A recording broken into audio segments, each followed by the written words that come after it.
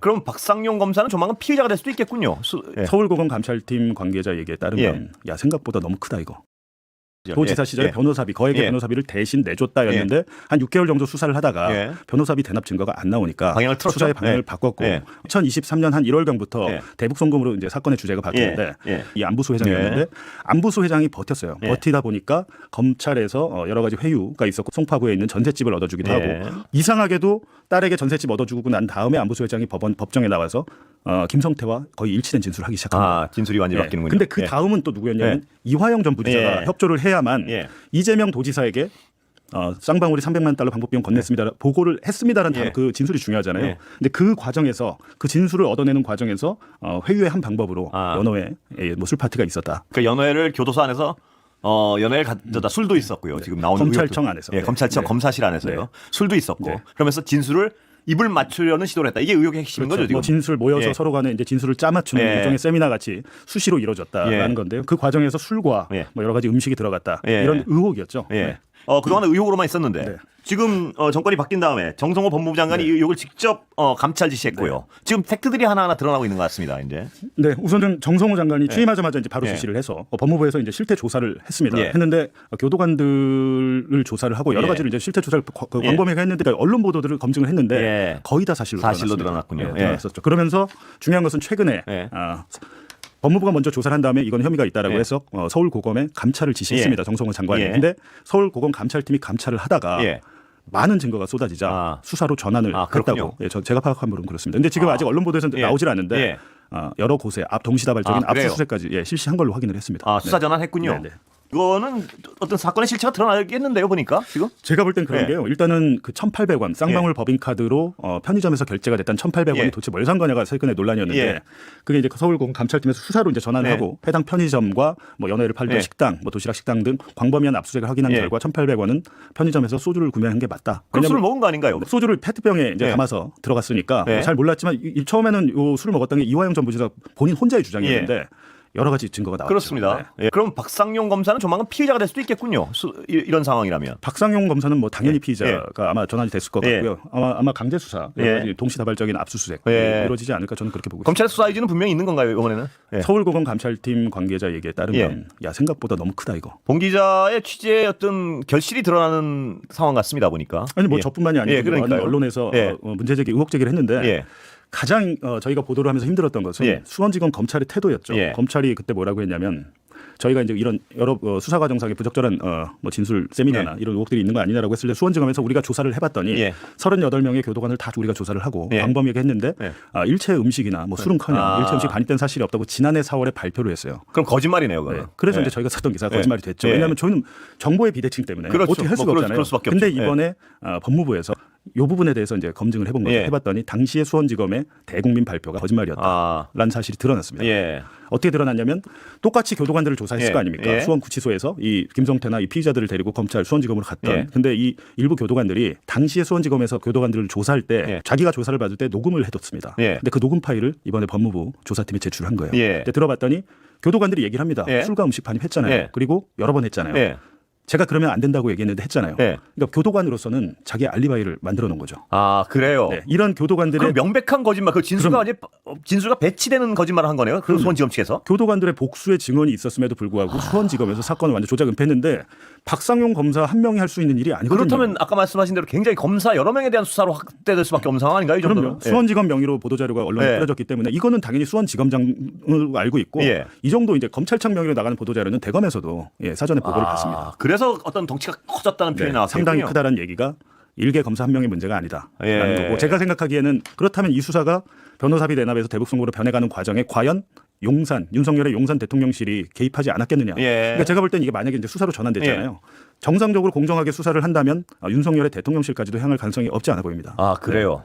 박상용 검사가 그냥 내가 이재명을 미워서 그랬을 리는 없어 보이잖아요. 그렇습니다. 그게 상식적인 의심 같아요. 그렇죠. 그런데 저는 깜짝 놀란 게요. 그 녹취가 있다는 데 깜짝 놀랐습니다. 그렇죠. 교도관이 어떤 자기는 진실을 얘기하는 거예요. 그러니까 흔한 경우엔 말입니다. 검찰들이 자기가 듣기 싫은 얘기를 할까 봐 미리 이렇게 이런 쪽 아닙니까 하면 그냥 소리 듣고 마는데 여기는 교도관들이 자기가 그런 사실이 있다고 다 진술한 걸 그냥 뭉갠 거 아닙니까? 그러니까 이게 지금 보니까 형사소송법에 검사가 교도 행정을 지휘할 수 있더라고요. 그러니까 교도관은 울트라 갑의 입증이에요. 예. 옛날에 이제 교도관들이 군사정권 시절에 뭐 수용자들을 괴롭히거나 예. 인권유린을 할까봐 검사 너희가 좀 관리를 해, 예. 감시를 해라고 예. 했는데 그걸 지금 역이용해가지고 예. 그냥 평검사 한 명이 예. 구치소 하나 뒤집어 놓을 수 있습니다. 그러네요. 예. 그렇다 보니까 교도관들 입장에서는 입번끝을 못한 거죠. 아. 검찰이 뻔히 거짓말한 거 본인들은 알고 있잖아요. 예. 아, 어떻게 할 수가 그렇군요. 없습니다. 네. 그런데 자기 보호용으로 그걸 가지고 있었던 거죠. 네. 가지고 있었죠. 정권이 또 바뀌고 했으니까. 이거는 흔한 말로 제대로 걸린 거네요. 제대로 보니까. 걸렸습니다. 네. 예, 이건 뭐 빼도 박도 못하는 거 같은데. 그러니까 검사 한 명이 그게 아니라 조직적인, 굉장히 조직적인 예, 조작 수사. 어떤 박상용 검사 1인의 어떤 그런 게 아니었을 것이다. 예. 저는 최근에 박상용 검사 국정감사에 나와서 예. 약간 거만한 태도를 예. 보면 상당히 여유 있는 모습을 보였는데 예. 만약에 아니면 어떻게 하시겠습니까? 윗선이 있기 때문에 아닐까요? 나 혼자 하는 게 아닙니다, 난 이건. 시킨 대로만 했을 뿐이고 예. 그쪽에서 보호해 줄 수 있다는 게 저는 마찬가지로 그 오늘 보니까 그 대검에서 예. 관본권 건진법사 관본권 삐지 분실 사건 예. 이거 뭐 윗선의 지시나 고의나 없었다 이렇게 판단한 것으로 밝혀졌다는 예. 언론 보도가 있었는데 예. 이것도 비슷하다고 봐요. 아, 그래요. 만약에 이게 예. 최상단까지 엮여 있다면 예. 제대로 감찰할 수가 없고 예. 사실은 이거를 제대로 밝히려고 하면 특검도 안 되죠. 왜냐하면 예. 남부지검의 검사들이 지금 특검에 파견을 나가기 예. 때문에 안 되고 예. 그렇다면 제3의 기관인 공수처 같은 곳에서 예. 해야 되는데 난망합니다. 네. 아, 그렇군요. 예. 그런데 이 김성태 쌍방울 회장이 티 안 나게 술 준비해라. 네. 이것도 다 이 진술의 전체 진술을 맞춰보면 아기가 딱딱 맞아 떨어지는 것 그것도 같습니다. 마찬가지로 예. 김성태 그러니까 2023년 5월 17일인가요? 그때 1,800원 법인카드 밤에 저녁에 결제됐고 그날 아침에 예. 아구가 딱 맞잖아요. 예, 예. 김성태 회장이 일반 접견 자기 이제 비서한테 술 준비해라. 오늘 화영영이랑 끝장을 봐야 된다. 네. 술 필요하고 변호사한테 얘기해, 검사한테 얘기하면 돼. 변호사를 통해서 얘기하면 돼. 했고 그날 결제가 됐는데 이것도 마찬가지로 예. 면회를 접견을 하면 다 녹음이 돼 있어서 예. 확인을 한 거죠. 아, 법무부에서. 그래요? 네. 예. 감찰팀에서 한 게 아니라 이미 법무부에서 지난달에 다 확인을 했던 내용이다. 지금 관련자들은 굉장히 굉장히 충격을 받고 있겠는데요. 그러면 이 정도까지 수사 전환돼서 이렇게 압수수색이 전방위적으로 이루어지고 할 정도면 지금 그렇죠. 예. 어느 정도까지 지금 수사 전환이 됐냐면 그냥 단순하게 우리가 전환할 게가 아니고 예. 압수수색도 실시했고 쌍방울 관계자들과 아까 말씀드린 안부수 회장 예. 피의자 조사를 다 했습니다. 예. 아. 조사를 했고 쌍방울 측 같은 경우는 지금 거액의 정관 변호사까지 선임을 한 상황이고 예. 근데 여기서 특히할 것은 쌍방울 측은 기존의 입장을 뒤집지 않고 있고 예. 버티고 있고 예. 안부수 회장은 아, 그렇군요.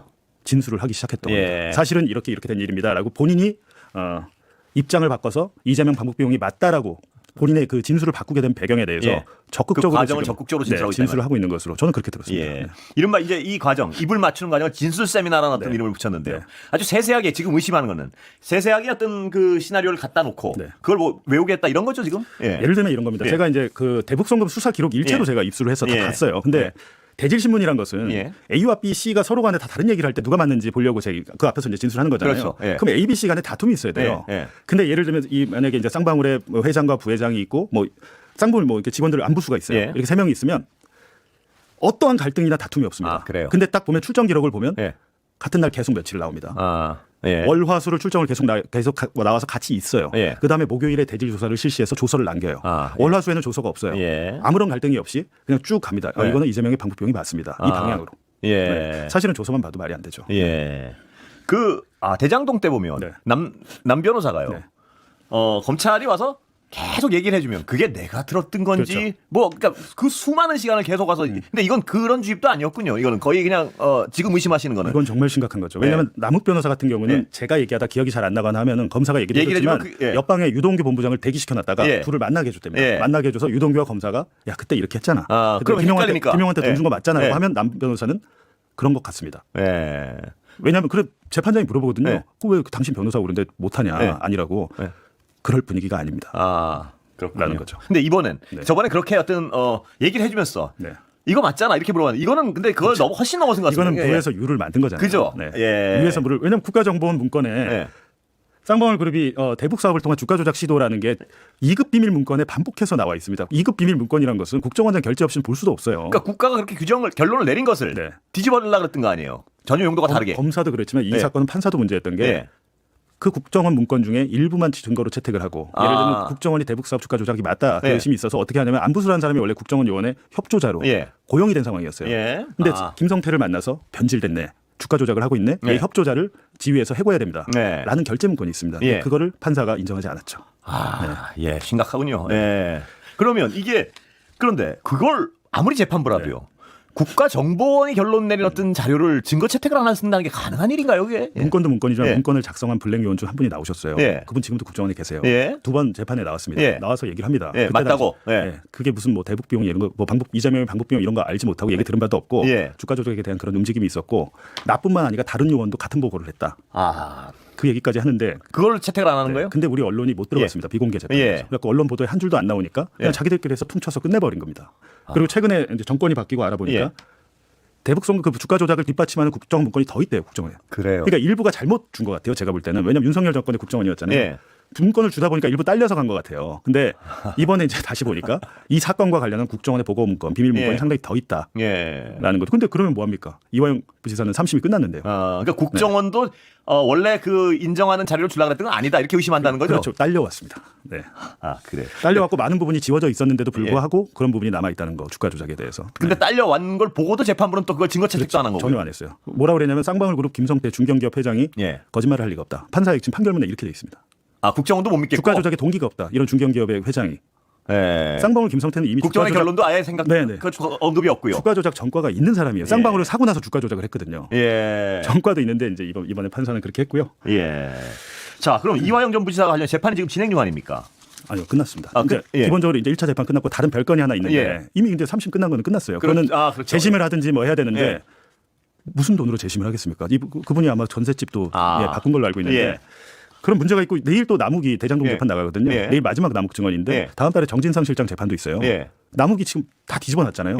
이 상황에서 지금 어떻게 선고를 하지? 전 그런 생각도 드는 거고.